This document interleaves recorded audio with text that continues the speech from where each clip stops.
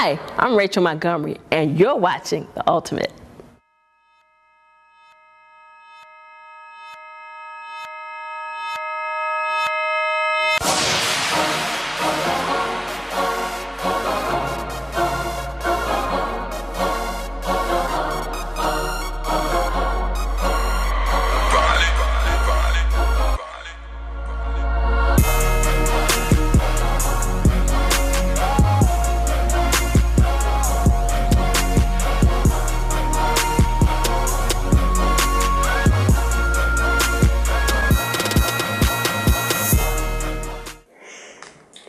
Hi, Greg. Hi. I know that you're busy. Thank you very much for taking time away from press night to talk to us. Wanted to know about this production. What was your vision or your overall concept for Richard II? Richard II is often regarded as the first of a tetralogy, as the sort of prequel to Henry IV, Part 1 and 2, if you like. But I wanted to look at it in its own right as a great lyric tragedy. It's a beautiful, extraordinary play, but Richard II is also a dangerous play. It was dangerous in Shakespeare's England. Elizabeth I recognised the similarity between herself and Richard. Richard was a childless monarch who had disastrous wars in Ireland, who was surrounded by a coterie of flatterers and sycophants, as the Queen was deemed to be. And I think she taxed the population as Richard II had taxed the population. So putting this monarch on the stage was dangerous in Shakespeare's lifetime.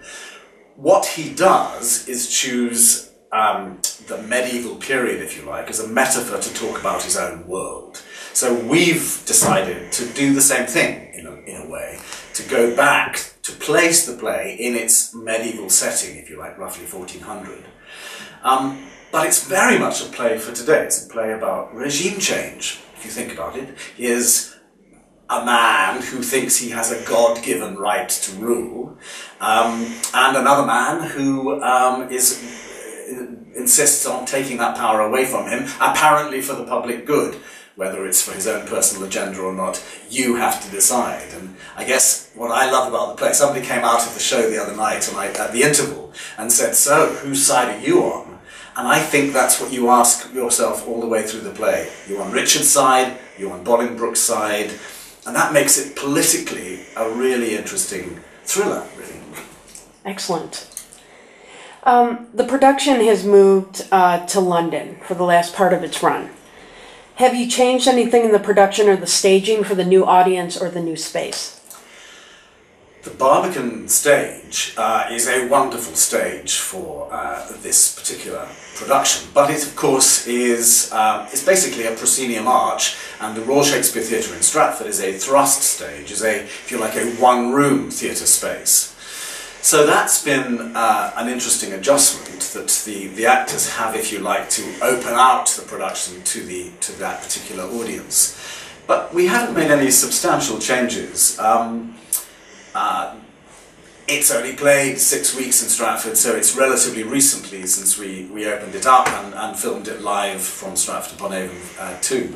So essentially the live from Stratford-upon-Avon screen version is very much what you would be seeing if you were watching it here in the Barbican. Excellent.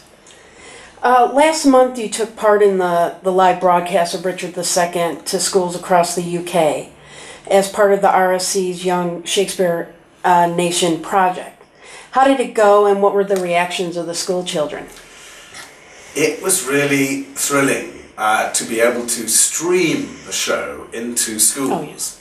And we had something like 34,000 kids, more than that I think, engaging in their classroom.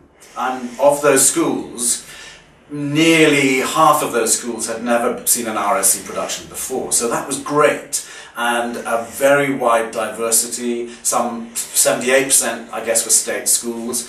And it was great. At the end, David Tennant and I went, as it were, online and answered the kids' questions. And they were very bright questions, but they had obviously also really attended to the play. What I was thrilled by was the fact that many teachers around the country don't have the confidence to stray beyond Midsummer Night's Dream and Macbeth, if you like, or Romeo and Juliet. So, considering taking a 3-hour version of Richard II into the classroom, I think is really great that it's opening up Shakespeare's canon and giving kids the opportunity to be able to see more of that work. And what was lovely was Jackie O'Hanlon, our head of education, was with one of the schools in Birmingham and was just noticing how the kids would gasp at certain moments and were really with the show moment by moment. And it may be that it's easier to have a first encounter with Shakespeare in this kind of way, being able to see close-ups of faces and interactions, than it is perhaps to come to the Royal Shakespeare Theatre Company in Stratford. I don't know, so we'll see. Oh yeah.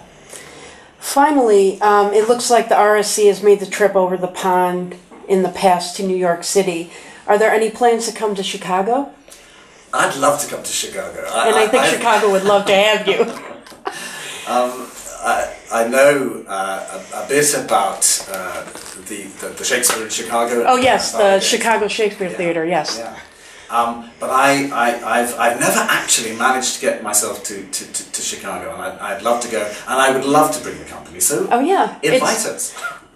Well, we will try. We'll do everything we can. Chicago's a big theater company, and I'd just like to say I saw the screening in Chicago, Richard II. It's a brilliant production. Thank you. Congratulations. Great. I mean, it was thrilling to see it, and it is great to see it on the screen with the close-ups and things like that, and it was pretty much a full house. Great. So that was great to see, but thank you very much for your time.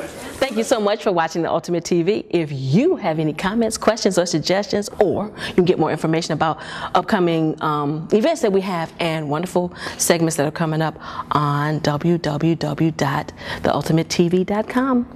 Talk to you soon. Have a great day.